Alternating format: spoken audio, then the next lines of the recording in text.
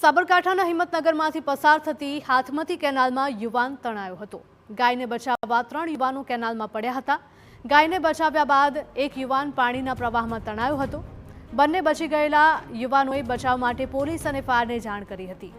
Fire વિભાગ દ્વારા મોતીપુરાથી લઈ પીપલોદી સુધી કેનાલમાં શોધખોળ કરવામાં આવી રહી છે।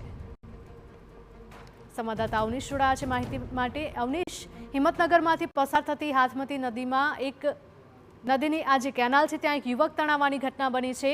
શું તેની કોઈ ભાળ મળી છે હજી સુધી કે કેમ?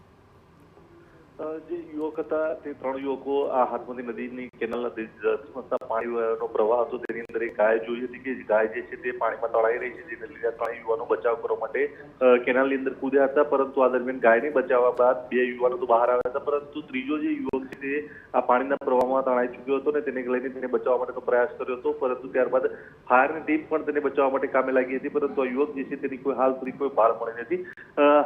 આખા વિસ્તારની અંદર જે કેનાલ છે ત્યાં તમામ આ યુવક જે છે તે બચી જાય તે માટે તેને પ્રયાસ કરવામાં આવ્યો હતો, તેને બચાવવા માટેનો પ્રયાસ કરવામાં આવ્યો, પરંતુ હાલ સુધી કોઈ પણ પ્રકારે તેની ભાળ મળી શકી નથી।